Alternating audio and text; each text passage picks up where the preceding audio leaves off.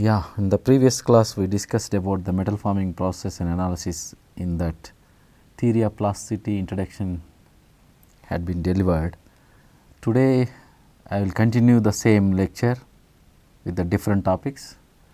So, in the previous briefly you can see what topics we have discussed.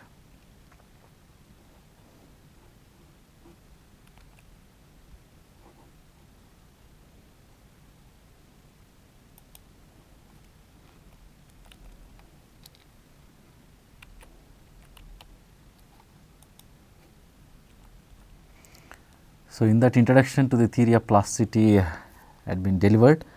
So, today I am going to discuss about the how the different how the plastic deformation takes place at the different conditions with the different parameters, and how we can develop the yield surface and the yield based on the yield locus, and what is the normality and the convex principle during the plastic deformation, and how we can derive the von Mises yield criterion and the Tresca's yield criterion, and how we can relate the stress and strain relations with respect to the true stress and true strain for the plastic deformation, which are like the relations in the elastic deformation. So, I am going to deal with them. So, these things already we have discussed how the plastic deformation can takes place. For example, I can repeat the figure 4 here: linear elastic plastic deformation and elastic plastic, elastic and perfectly plastic, and the rigid and linear hardening, and rigid and plastic perfectly plastic deformation. So, you can see from the figure 4. So, similar way based on these phenomena and the principles what I have discussed about the thing, and based on the flow curve equation, how we can understand the plastic deformation and what is the different stresses involved in the in 3-dimensional aspect, and how we can take the deviatoric stresses to explain the deformation. Those things we have seen in the last class. So, today I am continuing the same concept, but to explain you more. So, if you see here,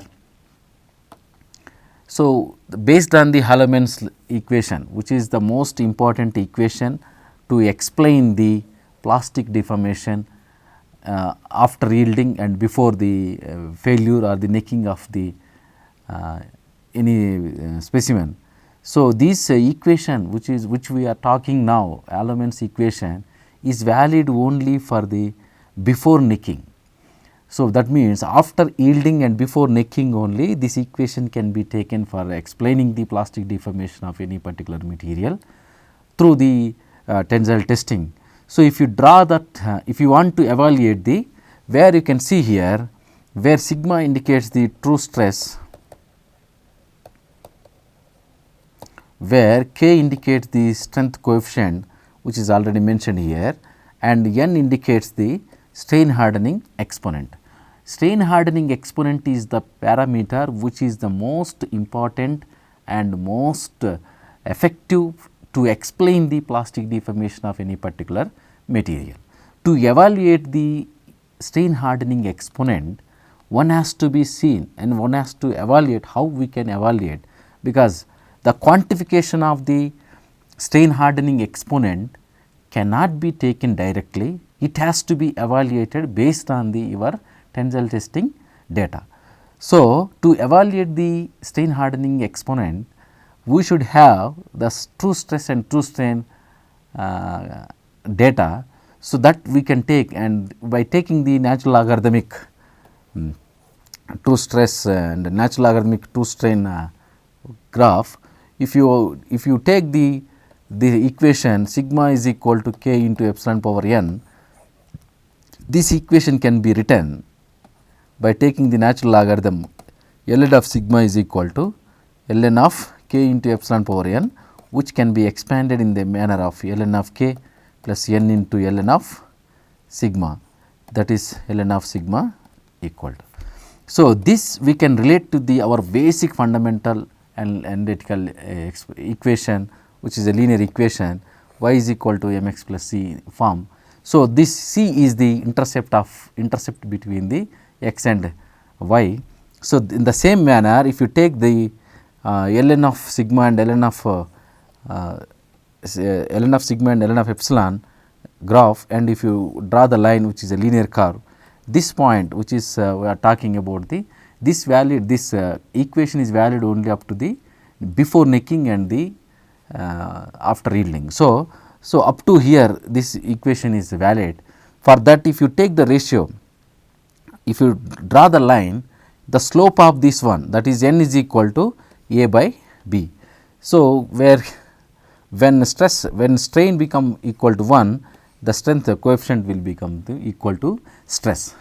So, you may ask here the doubt whether this n, what we are, the way we are I am explained now, can we calculate for every time, or it is valid for only few cases?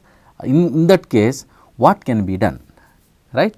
So, the valid question is, the way we are evaluating, the way I am explaining now to evaluate the n value is definitely not from this method. So, it is not valid for every time. So, just for the understanding aspect we can discuss in this manner, but practical way when you are evaluating the n value, definitely you cannot get the exact value the way you did, the way I explained now here. So, for that what we have to do and how we can evaluate. So, at what parameter will influence the n, that has to be known properly to know the plastic deformation, and to know to evaluate the strain hardening exponent, we should have the understanding of how to evaluate the n value should be known. So, this graphs we know this is perfectly plastic deformation and this is linear elastic deformation. So, we are combining all of this is what the thing the graph is indicating. Generally n value varies from, that means n value is in between 0 and 1, it will not exceed more than 1 and it should not be less than 0. So, it will varies generally 0.1 to 0.5 for the most of the metals. So, the discussion what we made, if true stress strain plot is non-linear, it shows that material does not truly obey the Hallermann's equation. Okay. So, if it is linear, we can assume, and the way I explained to calculate n value is very simple, but true stress and strain plot definitely, if it is a plot is non-linear, then how we can evaluate the things. For that only we can go for the strain hardening equation can be expressed in the form of n is equal to d of sigma ln of the differential of ln of sigma. So, this can be explained, that means strain hardening can be evaluated through the strain hardening exponent, exponent value can be evaluated through the strain relation. So, that how we can see here.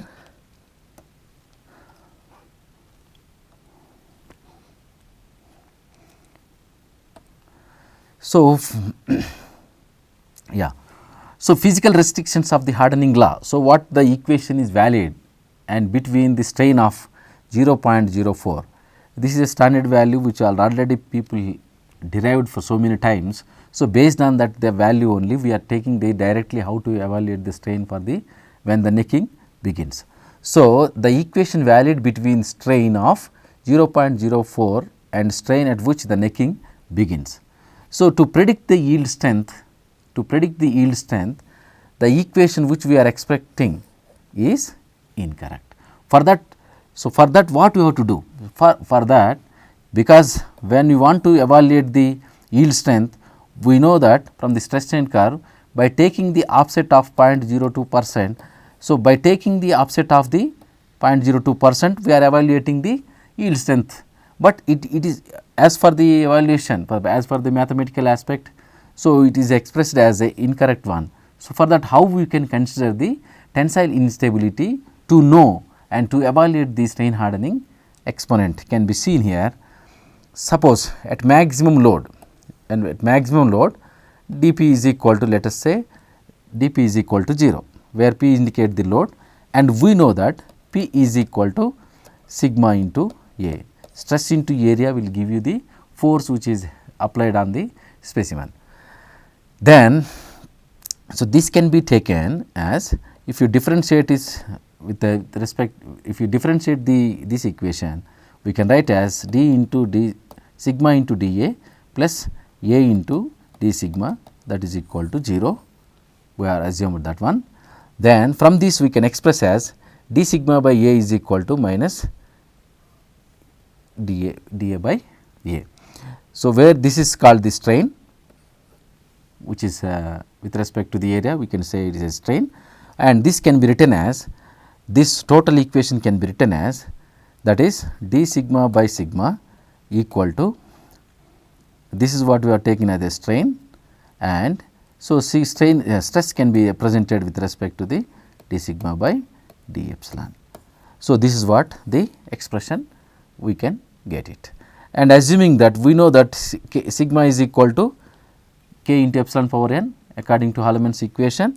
So, if you write the say sigma, this one in this expression, so d sigma by d epsilon is equal to, we can differentiate this equation, then we can write we can get this equation, and finally again we will see this one. So, by relating all these the equations, we can finally identify that n by E is equal to 1, and so n is equal to epsilon.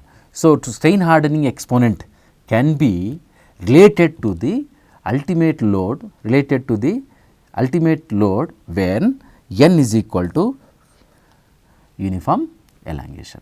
So, when n is equal to uniform, that means the strain hardening can be evaluated through the strain with respect to the load at which maximum load is reaching when we are conducting the tensile strain. From that data only we can evaluate the strain hardening coefficient with respect to the strain.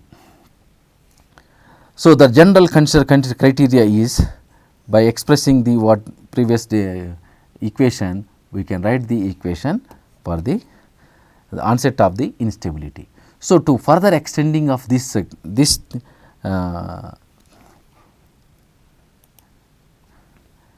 further extending, we can see here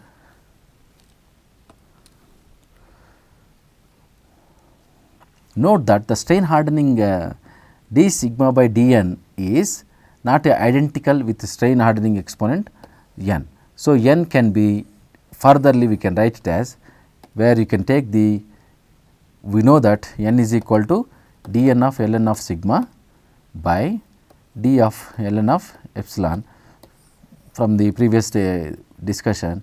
So, if you take the expression of this one, by expressing the differentiating them, we can get d sigma epsilon by sigma into d sigma by d epsilon, that is equal to, that is what we are talking about n, and n is this d sigma by d epsilon is equal to n into sigma by E, where at the instability u is equal to n, this can be expressed in terms of this one.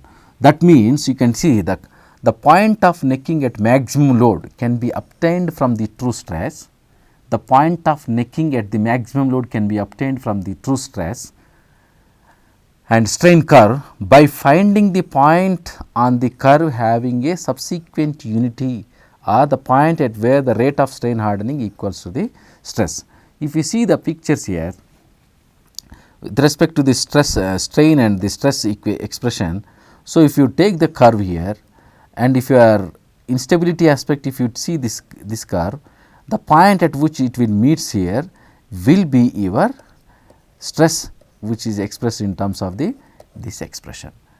So, that is what the thing, when the onset of the things, when true stress strain, when you are identifying the point of necking at the maximum load can be obtained from the true stress and strain curve by finding the point on which the curve is having subsequent unity. So, from that we can identify the strain hardening exponent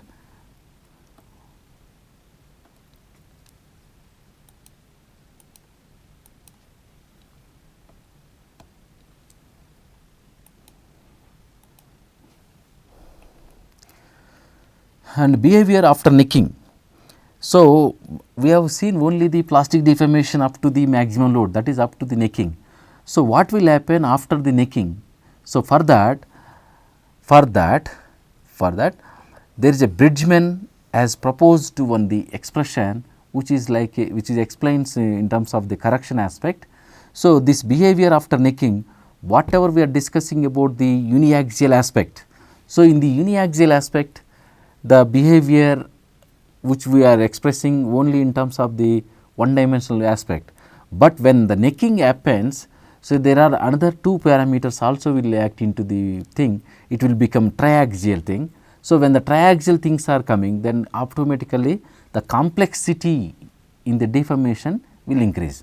So, to understand that complexity, you need to add certain things which may not be effective for the evaluating the mechanical parameters, but there must be some error which has to be considered for the research aspect. So, in that case, so Bridgman has given a correction factor for that, sigma is equal to sigma average over 1 plus 2 r by a of ln of 1 plus 2 1 plus a by 2 r. So, these r and a are indicating in this figure, you can see here.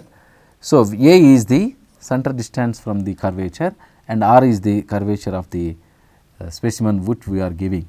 So, now the 3 dimensional aspect sigma x and sigma radial and along with the thickness. So, along with thickness, along with the radial, along with the loading direction. So, these all we have to consider for that. So, if you see the stress strain diagram here, which is expressing it engineering stress and curve, and this is true stress and true strain curve. So, this is without considering the what the radius and the thickness aspect, that means area small a and the r factors without considering, this curve is goes like that, but when you consider them also, the correction thing can happen, this will be the your correction factor. So, when you are calculating the plastic deformation, when you are discussing the things and when you are predicting or when you are evaluating or when you are going for the real time research, you need to consider the each and every parameter has significant influence for any type of deformation.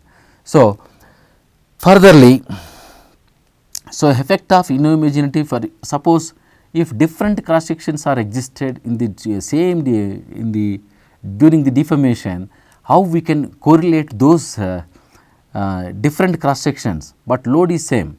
When the load is same, when different cross sections are existed, the 100% it is sure that every, suppose area is more, the strain levels will differ, if area is less, strain levels differs, but applying load, whatever applied load on the specimen is same, even though if different cross sections are there, then definitely strain levels also will be changed. So, for that, to explain this one, we can go for and take the basic equation. So, it is inhomogeneity factor F is equal to, can be taken A0 with area of this area and area of this one ratio has been taken, and it should be, it is must like that, the area of whatever area you are taking, whatever the lesser area you have to divides by the that higher area. So, here for that we know that F A and F B, the regions coupled in series, strain is different. So, for that F A is equal to F B, that implies the force which is applied on the B and force applied on the A are same, but strains are different. If you take a force, F A is equal to sigma A into area of the portion A, and F B is equal to area sigma B into portion area B.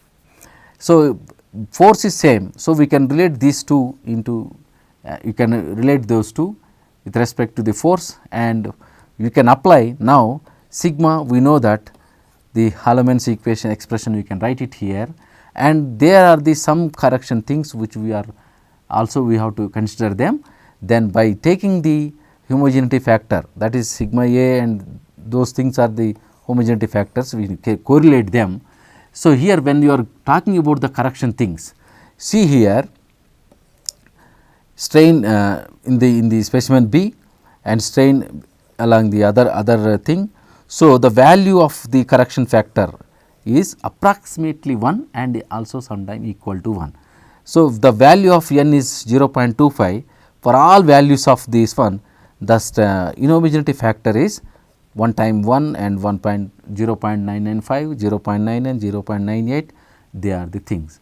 So, even though the correction factor, if you change the values also, the correction factors are very near approximately equal to 1.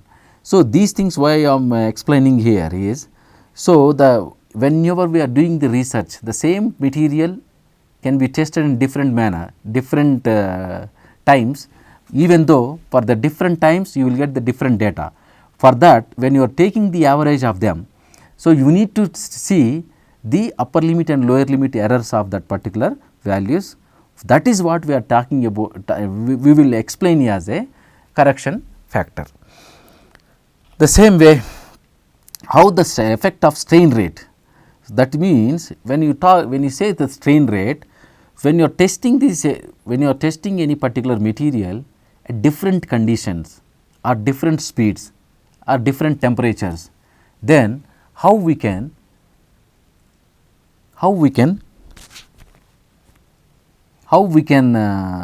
see the effect of the strain rate for the different materials can is expressed in this slide. So, at the rate at which strain applied to the sample is a strain rate, that can be related as a E dot is epsilon dot is equal to d epsilon by dt. So, with respect to time, so how much time, how much deformation you are allowing on a particular time will explain the strain rate. So, strain rate depends on the temperature also. Strain rate depends on, so increasing the strain rate increases flow stress, increasing the strain rate, it will increases the flow stress, and strain rate is depends of the strength increases with increasing the temperature. If you see the figure here, this figure has taken for the aluminum series 6 series. So, at different levels of temperature, we can see how this stress and strains are related with respect to the temperature. If temperature is less, when your temperature is increasing, the strength levels are increases. So, this can be related here. So, when the that means temperature is less means the deformation behavior also is also a factor. So, we can write strain rate E dot is equal to dE by dt, where the conventional strain, this can be written as change in length by versional length d of dt and 1 over L 0, and that is dL by dt by taking the average of this one. So, this we can write as conventional strain rate E dot is equal to V by L 0, where V indicates the cross head speed. This cross head speed, the cross head is in meaning is, when you are conducting the tensile testing, you will fix the specimen in the on the UTM. On the UTM, one is a movable head, that is upper head, and the other one is fixed one. So, in this, so any one, that means it could be this will be fixed or this will be movable one, or this will be fixed, this will be movable one, any one. So, whichever is moving, the speed of that head, that speed of that one is indicating the cross head speed here. So, that will be decided based on your strain rate. So, generally for the any material, the preferable strain rates are 1 mm to 2 mm. So, this is for the metals aspect I am talking. If it is a non-metals, then it is strain rate will be differ. So, same thing if you want to take with respect to the true stress and true strain also, we can derive the in the same similar manner, where we can express V by the L will come for the true stress and true strain aspect. This is how we can see the effect of strain rate. So, finally, we can tell that strain rate is highly dependent, that means the stresses which are which we are evaluating from for any material are depends on the temperature also. So, temperature also influencing the stresses values for a particular material.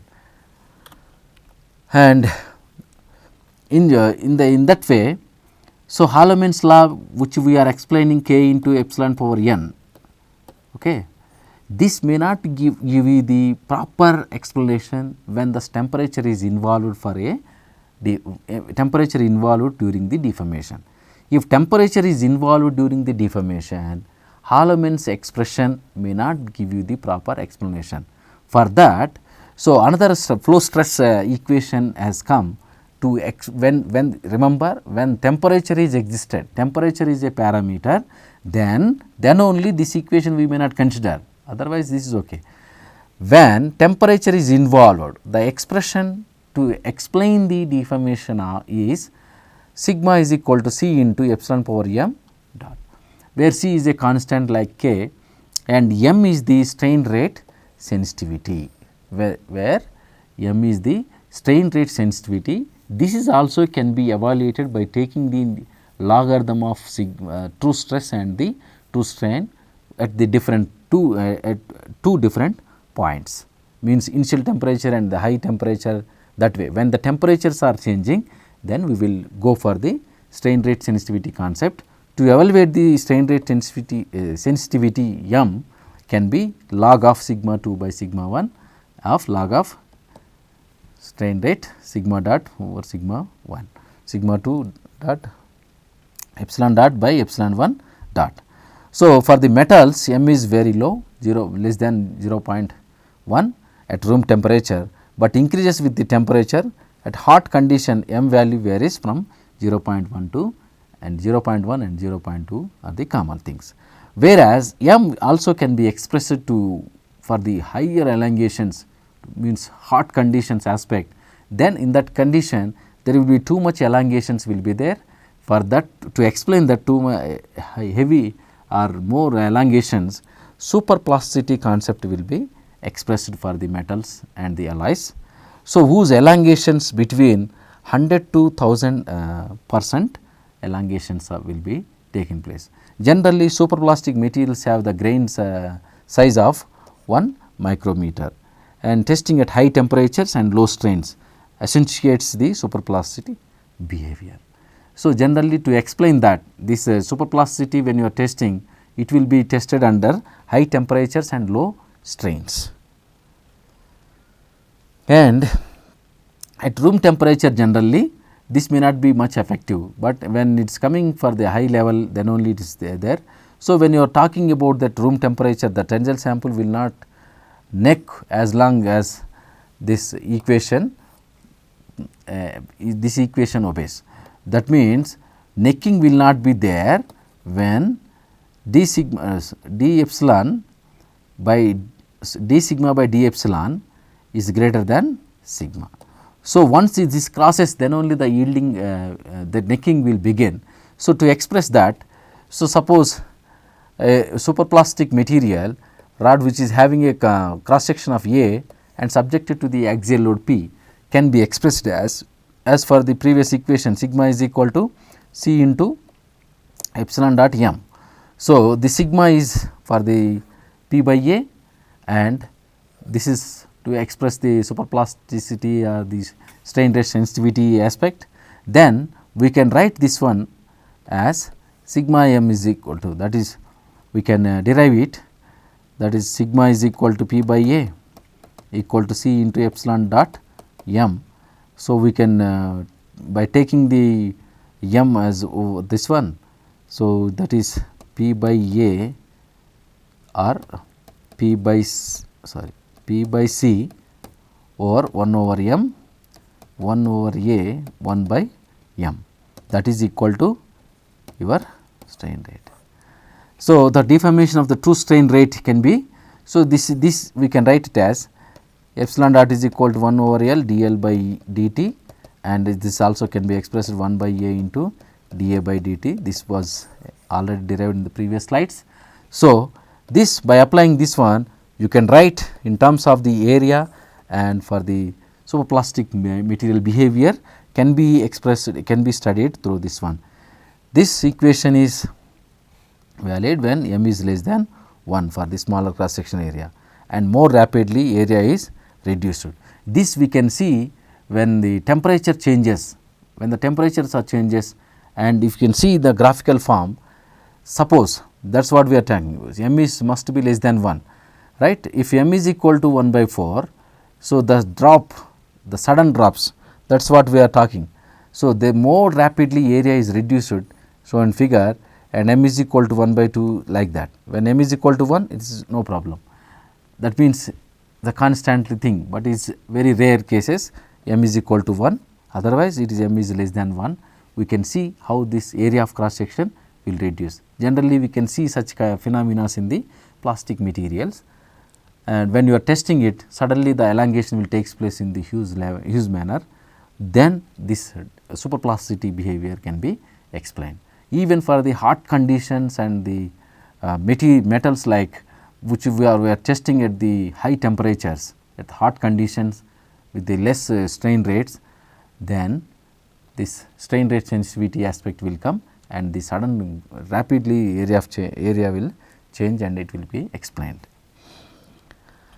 And the influence of temperature also we can explain here, we can express here, and you can see here the finally the relation, correlation between stress and these temperature parameters can be taken here, where C2 is equal sigma is equal to C2 conventional strain and Q over RT when at the constant stress and strain rate is at the constant stress and strain rate is taken into place, where Q is the active energy of the plastic flow, R is the universal gas constant temperature.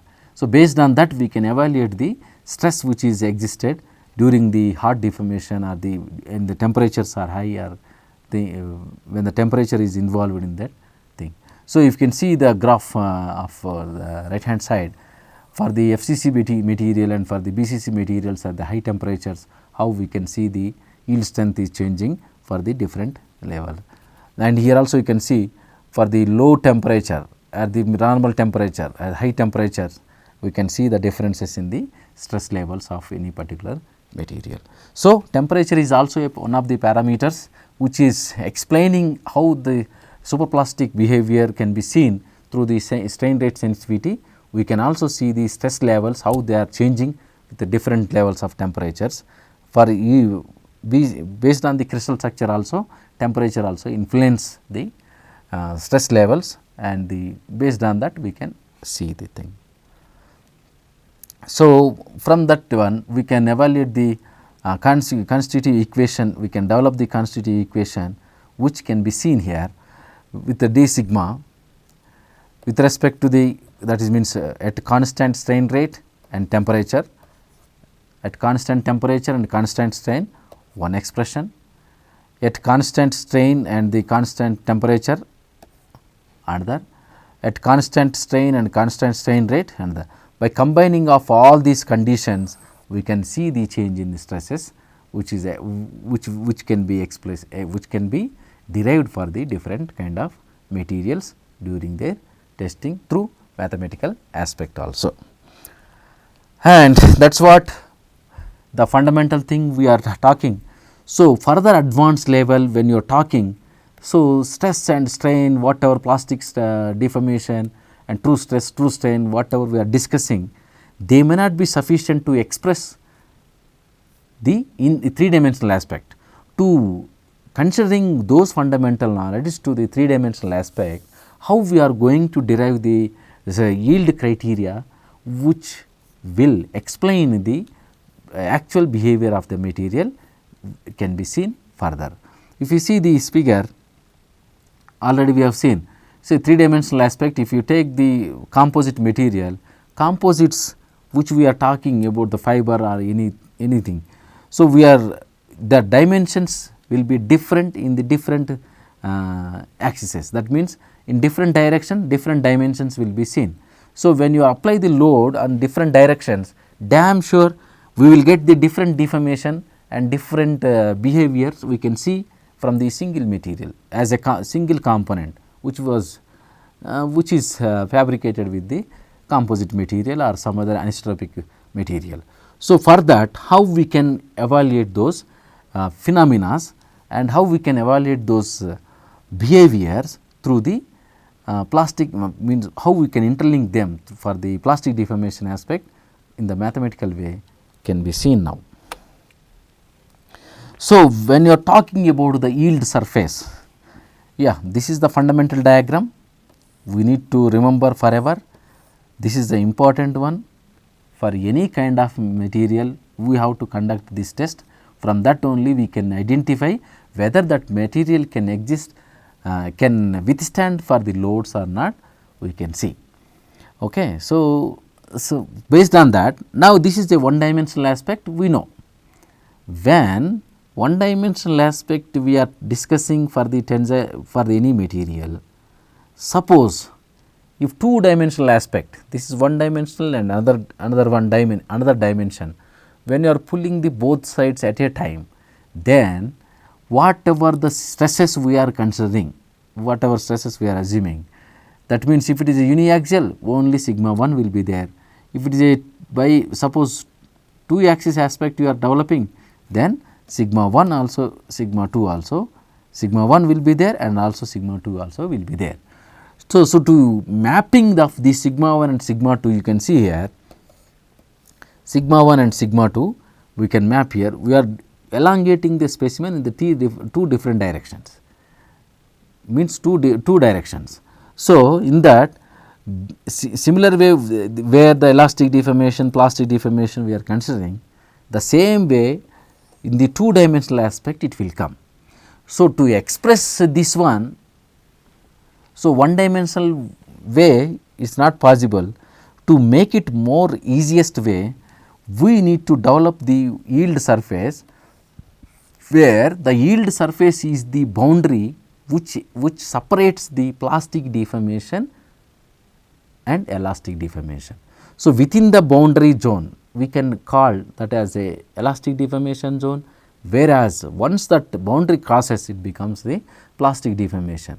So, whether it could be a 2 dimensional or it could be 3 dimensional, we can express through the yield surface. That is the significance of the yield surface, where we can see and we can identify where the plastic deformation has begun, where the elastic deformation is ended. Okay. So, for that, so you can see the picture, and that means the diagram where the yield surface for the two dimensional aspect, mapping for the yield surface can be seen here, sigma 2 and sigma 1, where this is the boundary has been formed. This boundary, this is exactly boundary what we are called the onset of the plastic deformation. That means, once the plastic deformation begins, this is the boundary where we can see the plastic deformation phenomena within that boundary. Inside the boundary is the elastic deformation. So, it can be expressed for any direction aspect for any kind of thing. So, similarly, we can see the radial and proportional way and other stress paths also we can see. So, that is how the yield surface can be seen for the 2 dimensional aspect, and also we need to derive for the 3 dimensional aspect, and how we can express and how we can relate them to the further we can see. And here also there is a yield loci surface, or surface. The loci of all stress combination that first cause plastic deformation is called the yield loci. So, plastic deformation here. So, all of this explains will be your surface of that particular thing, that is what the yield loci or the surface, that is combinedly we will say yield surface for the 2 dimensional aspect. And so, when you are talking about the 2 dimensional, 1 dimensional, 3 dimensional, so definitely there will be yield function we need to consider. That yield function, when you are talking f, yield function is combination of the many stresses, especially when you are talking about the stresses which are existed for the 3 dimensional aspect. We know f of sigma I j can be expressed as f of sigma 1 1, sigma 1 2 and so on, sigma 3 3. This we will take as a one constant function. This is for the 3 dimensional surface aspect, sorry 6 dimensional surface we can express 6 different stresses on that particular object. So, assume that if it is a isotropic condition, that means the properties are equal in the all the directions. So, in that case these stress functions that are the yield function which we are talking may not we no need of explaining the 6 stresses, we can take only 3 principal stresses sigma 1 and sigma 2 and sigma 3. Then surface becomes 6D becomes, it will become 3D now, and we know we already derived the how the stress invariance will be there. So, based on these 3 principal stresses we can make that to relating these principal stresses for the with respect to the stress invariance, that is sigma cube minus 1 sigma 1 sigma square minus I 2 sigma and minus I 3 is equal to 0. From this we will get the stresses, and we know that stress invariance in terms of the principal stresses we can write them into that one. And so, this is one condition. So, if it is isotropic condition, 6 dimensional surface become 3 dimensional surface, those 3 dimensions will be expressed in terms of the principal stresses, and this will be combined with the stress invariance to give you the further explanation. So, with this assumption we can write the k function, that is that is a yield function as a in terms of stress invariance f of I 1, I 2 and I 3, or also we can write in terms of principal stresses sigma 1, sigma 2 and sigma 3. So, this is the first assumption to make to understand the material behavior. So, that we can express in terms of the stress invariance or the principal stresses. Suppose, so plastic, we know that when you are going for the plastic deformation, definitely plastic deformation is a pressure independent. So, we know we can derive the expressions, that is sigma 1 is equal to sigma 1 dash, sigma 1 implies, that means principal stress along one direction, that implies sigma 1 dash is equal to sigma 1 plus p over 3. These derivations we did already, and so sigma 1 will be sigma 1 plus p by 3, sigma 2 will become sigma 2 dash, that is sigma 2 plus p by 3, and similarly for sigma 3 dash also we can see. So, when you combine all of them we can write it is, we can express here. So, where p is equal to, we know that minus sigma 1 plus sigma 2 plus sigma 3 by 3. So, when you express here, this we can write it as sigma 1 is equal to sigma 1 minus this one sigma 2 and sigma 3, like that, where it is clear that stress, these are the stress deviatoric components. So, which are, and so the assumption will be when the stress deviatory components are taken, we need that deviatory components avoids the pressure independence. So, when you are talking the second assumption aspect, so pressure, when pressure is independent, then this I 1 will be, that means sigma 1 and sigma 2 and sigma 3 whichever is there can be removed, and we can take I 1 dash or I 2 dash, I 2 dash and I 3 dash we can consider for the as a second assumption. So, the k will become f of I 2 dash and I 3 dash we can take here, because there is no deformation, there is no change in the volume, then when the pressure is independent, definitely we can take I 1 dash is 0, this is what. Now, we can reduce our yield surface to a function of 2 variables I 2 dash and I 3 dash. So, next thing is this I 3 dash is the about, it will explain about the Bossinger effect, where there is no, we can neglect the I 3 dash, that means there is no negative, that is no negative deform, that is a compression phenomena can be avoided through the Bossinger effect by taking the, without considering the Bossinger effect. Then this will be your third assumption, we can take k is equal to f of I 2 dash. Now, if you expand this I 2 dash equal to sigma 1 dash sigma 2 dash sigma 2 dash sigma 3 dash plus sigma 1 dash and sigma 3 dash. So, we know that sigma 1 dash is equal to sigma 1 minus sigma 1 plus sigma 2 plus sigma 3 over 3.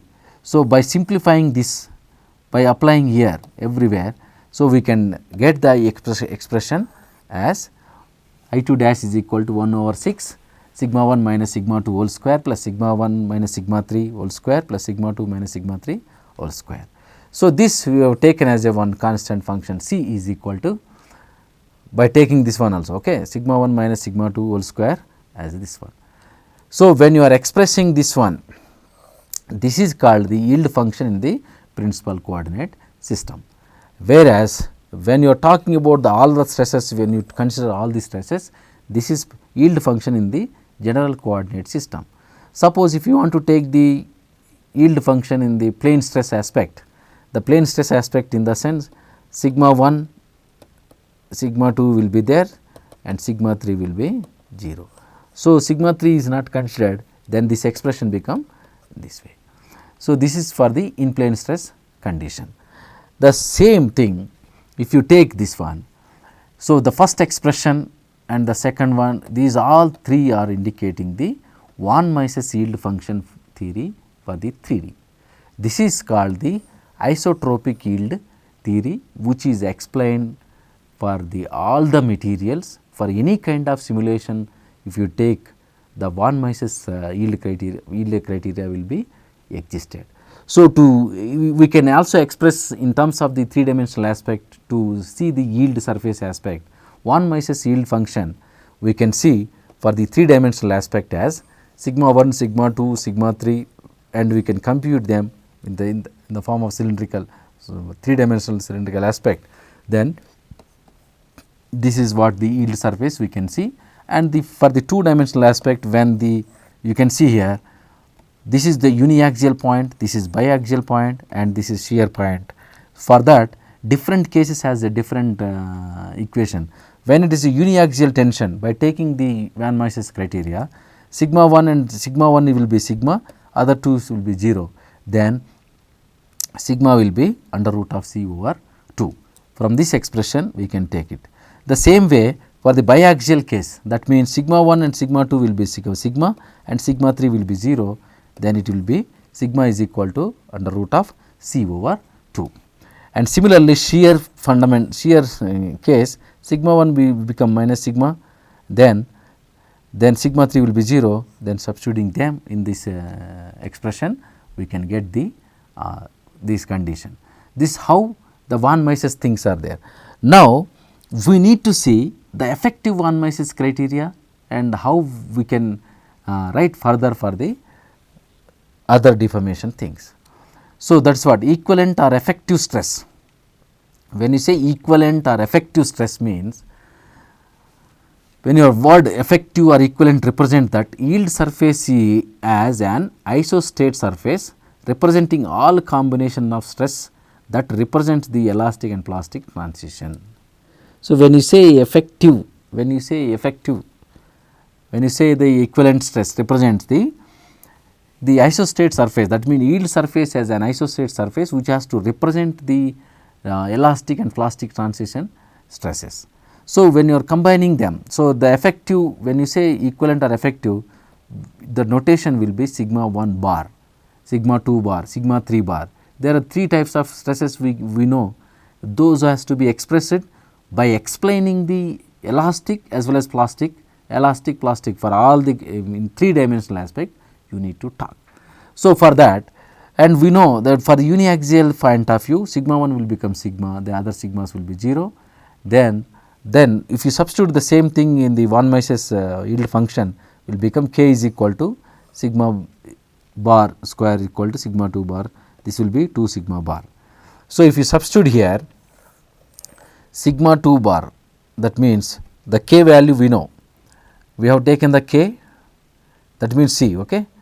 So, when you are taking the k, this 2 sigma bar square is equal to, that means sigma bar is k is nothing but this value, and 2 sigma bar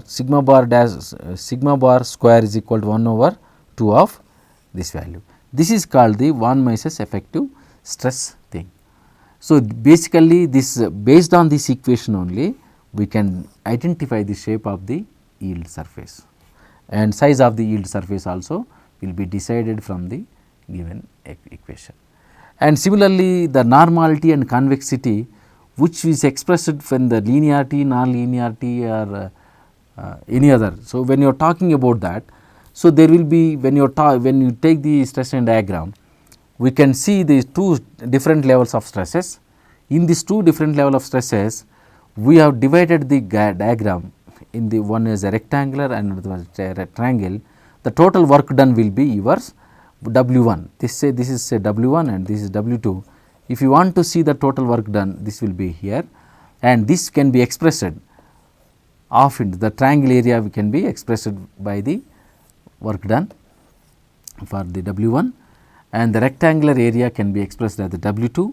Then we can combine these two, and when it is a pure elastic response, this sigma will be that there is no plastic deformation, because elastic only elastic deformation, then W will be, there will not be no expression, because this is 0 and this is 0. That means, when you are writing or when you are talking, when you are taking, this has to be positive. That means, that has to be positive. That means, sigma A and sigma B, it has to be sigma A compared to sigma A, sigma B should be high value. Only then the plastic deformation will occur. Otherwise, there is no plastic deformation, total no work done. That means, no elongation, no work done. So, by that way we can see the, and this is also must be positive, then only we can see the plastic deformation. So, when you combine for the 3 dimensional aspect, if you want to write the 3 dimensional aspect, we can express Ij. When you say Ij, which indicates the all the 6 stresses, and we can express for the strain also for the all 6 strains, and we can write it that is. So, thing is now these two, normality and the convexity, when you want to see the behavior, then when the normality and convexity both are combined, then only it indicates the plastic deformation. Otherwise, there is no response, there is only the elastic response will be there, there is no plastic deformation, these two will not be there. So, to make it the concept for the normality and convexity, these two will come when the plastic deformation occurs, otherwise no normality convexity will be discussed. And if you see the behavior, and when why the yield locus is convex, how the direction of the change in the strain we can see here, how if it is below that when you are talking, the plastic deformation is always tangent to the, means how it is going outwards to the deformation curve. Suppose this is a deformation phenomena, and this is what you are talking, we are talking about the deformation curve.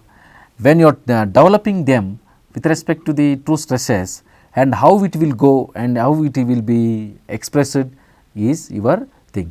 For that only there is a consideration of the arbitrary function for the normality condition can be written as d of epsilon ij, this is d lambda d dou f by dou sigma ij, where this is called the arbitrary constant function, which will be expressed in 3 different directions.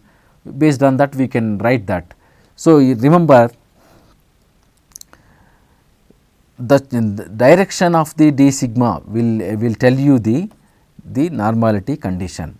So, it has to go towards outwards, it should not enter inside towards the thing, it has to go outside, then only the plastic deformation will occur. That is what they explained here. And why the yield locus is a convex, this is also expressed. We need to see how the plastic deformation, when the plastic deformation will not occur and when it will occur. That is what already we discussed. Sigma b must be greater than sigma a, then only the plastic deformation will occur, otherwise there is no plastic deformation. And we should know that the above figure, sigma b is less than sigma a, which forbidden from the plasticity point of view. No elastic states can be available outside the tangent line to the yield locus. So, always sigma b greater than sigma a, this is possible only yield locus is convex at every point. That means, when sigma b and sigma b must greater than sigma a, that means yield locus is convex, yield locus will be convex at every point, then only the plastic deformation will takes place.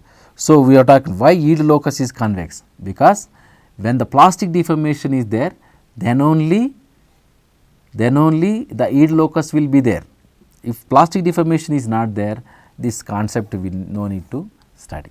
So, this concept is for the when we want to express the normality and convexity and the direction of the strain, we can see it will be outwards to the direction outward of the curve, and the stresses which will be sigma b, and that means true ranges of stresses if you consider, one has to be higher, that means the final one has to be higher than the that, of course, it will be there, then only the plastic deformation will be taken place. The same way like effective stress, we can also see the effective strain, or if equivalent strain can be expressed by the work done aspect. The same way we can see the plastic work done in the one dimensional, plastic work done in the general state in order to define the effective strain increment, that is d sigma bar. Okay. This you have to study with the d sigma bar. So, d sigma bar, so this is what? This is elastic zone, and this is elastic strain and the plastic strain both combined. Then we can write the expression d into sigma bar into d epsilon bar can be in terms of the 3-dimensional aspect, and we can write how many strains existed with the 3-dimensional aspect. This can be further we can write as a d sigma bar is equal to d epsilon bar is equal to sigma I j by sigma bar and d epsilon so sigma I j. This is what with respect to the arbitrary function for the normality condition. So, when you substitute these things with respect to the 1 Mises thing, so 1 Mises material d sigma bar is equal to 2 over 3 d sigma 1 square plus d sigma d epsilon 1 square plus d epsilon 2 square plus d epsilon 3 square whole root of 1 by 2. This is what your 1 Mises effective strain. So, this expression can be formed in this way, and the way we have derived for the stress for the from the 1 Mises effective stress, the same way if you substitute for the strain aspect, we will get this type of expression, and we can see you can also find from the various source of the derivation. And the evaluation of the yield surfaces, suppose if it is a isotropic hardening, then it will be systematic with the same center, it will be we can see the different yield surfaces for the different functions. And the same thing if it is a kinematic, we know we have seen isotropic hardening concept we have seen. It is very explained about the elastic deformation aspect. Within the elastic deformation, how we can see the hardening, we can it will be expressed for the isotropic thing. Whereas kinematic hardening, the total elastic state we can see of the different thing. So, where the same material we are loading and unloading aspect, if you take, there will be some recovery thing, that is called when you remove that one, the recovery system, the recovery of the position will be minimized, but it will be there, that is called your spring back thing, spring back phenomena. So, this is expressed for the kinematic hardening aspect. And similarly, if you combine the combined hardening, that means isotropic and the kinematic hardening, if you combine both of them, then you can find this type of yield surfaces. In general hardening means abruptly if you take into consideration of the yield surfaces, it can be expressed for the in this manner. And the derivations for the show that the equation significance the strain reduces to the tensile testing, and if you substitute the things which were already derived for the sigma effective strain stress aspect and effective strain aspect, this is what the 1 Mises effective strain stress equation, and also we have seen 1 Mises effective strain equation. If you combine both of them for the tensile testing aspect, that is sigma 1 will be there, other two stresses will not be there. and will be taken 0. If you substitute them in the expression, you will get sigma 1 is effective stress equal to sigma 1. And similarly, for the strain in the tensile test are related by the d of sigma epsilon 1 equal to 2 of say epsilon 2, which will be expressed for the from the C, which will come from the C expression, and we can take into the, because strains will be there for the all the directions. If you substitute them, that is also equivalent to the, in the tensile testing aspect, stress and strain for the uniaxial aspect. So, both effective stress and effective strain will be same. And the plastic stress and strain relations are derived by the Lévi-Mésis equation. There are the lengthy derivations are existed, which is not required for you, and in this time. Okay, at this time we may not required for them. If you want, I can attach separately these derivations which are expressed in a different way. So, you can briefly you can take them for the uniaxial loading aspect, and by taking the deviatoric stress components, we can derive and we can express for the based on the Lévi-Mésis equation by combining of the this deviatoric stresses and the von Mises aspect. We can see the derivation d sigma 1 by d epsilon 1 by sigma 1 square plus equal to other 3 strains which are related with the thing. So, now the if you compare, if you know, and if you combine them for the stresses and the effective stress and the effective strain and effective strain and the stress another strain with respect to Lévi-Mésis equation, by taking the stresses also consideration, now stress and strain relations can be derived by, can be seen from the Lévi-Mésis equation relations. And this is how we can compare the Hooke's the law for the elastic stress and strain relation and Lévi-Mésis equation for the plastic stress and strain relations. We can see the relations for this one, and also shear stress and shear stresses and shear modulus can be seen here, and this is how the plastic stress and plastic strain relations we can see from the Lévi-Mésis equation for the different materials when you are going for the plastic deformation. And the another criteria which is there, which was the first one, which explains that when 3 stresses are involving in the say 3 stresses are involving for the deformation aspect, there will be 2 stresses will be, one will be maximum and another one will be minimum. So, for that the difference of the maximum and minimum will be averaged by taking the stress as a tau maximum, that is called the shear stress maximum, can be taken from the principal stresses sigma 1 minus sigma 3 by 2, where for uniaxial testing we have seen already for the different case in the previous slides, and for pure shear also we have seen for the other case sigma 1 will be minus sigma 3 for the pure shear, and for uniaxial testing sigma 1 is equal to sigma 0 and sigma 2 sigma 3 will be 0 and sigma 1 minus sigma 3 over average will be take. Then if you draw them in the pictorial form for the biaxial tension and the shear and uniaxial, it will come like a hexagonal shape type. This is how the 2 yield theories predict the same yield stress for the conditions of uniaxial stress and balanced biaxial stress.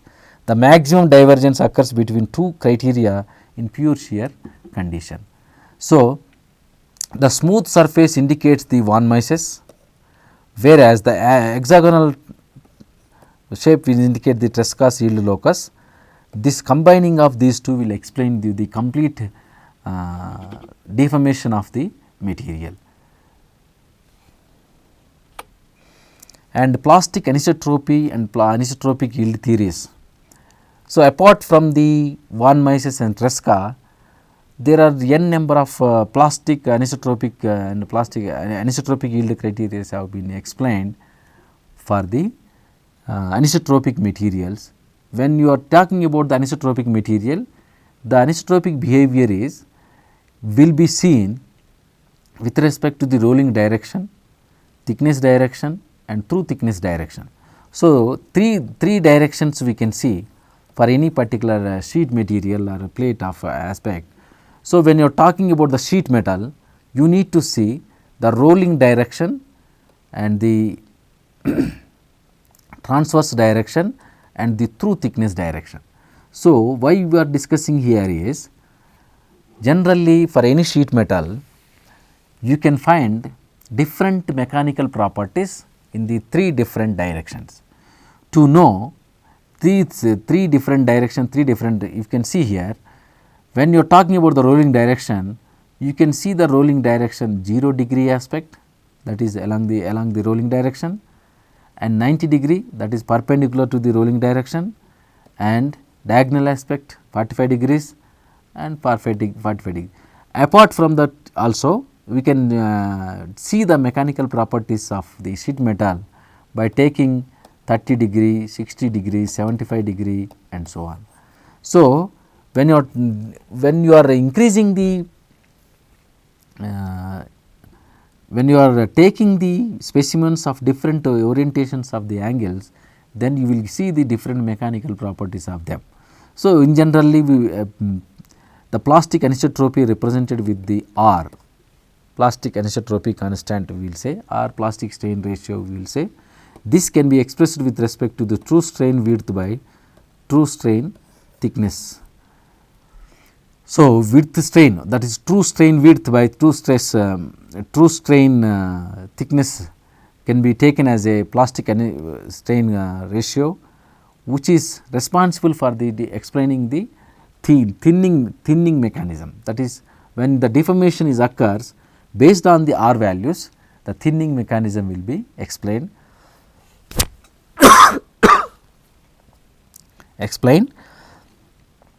And this width strain can be taken as EW, that is, true strain width strain can be ln of W by W0. Similarly, thickness strain can be expressed ln of T over T0.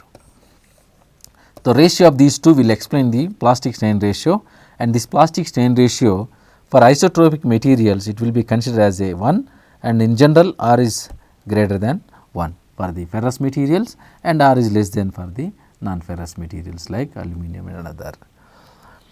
So, to make it average of this these angles, and we are taking about the angles of R0, R45, R90. So, to make it to cover the entire sheet, we can take the average of that one by taking the rolling direction as R bar, that is R values values with angles with involves the infinite number of tensile tests, which impractical way R bar is equal to 0 to 360 degree and R theta and d theta we can write for the plastic strain ratio. And if you take the normal anisotropic parameter, that means if we know that 0 degree, 45 degree and 90 degree we are considering for the sheet metal anisotropic behavior to know the plastic strain ratio. So, we can take the average of that one, that is R bar is equal to R 0 plus R 90 plus 2 R 45 over 4. This will give you the normal anisotropic parameter, and also planar anisotropic parameter also there, that is delta R is equal to R 0 plus R 90 minus 2 R 45 over 2. This is how we will calculate.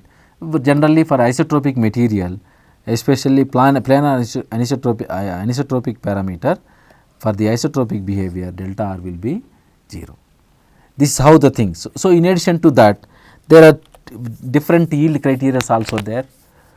For your understanding, just you can go through the formula, so is enough for here. There are different, because when anisotropic increases, there will be so many parameters, so many constants will be there. Those constants has to be calculated with respect to the rolling directions and the transverse direction and the thickness direction aspect. So, that is the why how we can express them in those directions. We can see here for the yields. Now, quadratic yield criterion, he was proposed in 1948, but this criterion was 100% suitable for the isotropic materials. When anisotropic comes into picture, this quadratic yield criterion becomes, we can see here the non-quadratic yield function, where the m is one integer which is a non-integer values, which will varies based on the material. So, based on the material the m value will be decided. So, the extension of the Searles-9 quadratic yield criterion, there is another proposed Horsford yield theory, he also given in terms of the, but he has given the m value for the based on the crystal structure of the materials, and for the BCC m value will be 6 and for FCC materials m value is 8. That is how the plastic deformation can be expressed. So, there are n number of few more yield criteria also existed. For time being we can see, we have seen only few, but this is as a master level you can further extend with your own knowledge, and you can go for the so many other yield criteria also. With this we can conclude the plastic theory of plasticity, and thank you.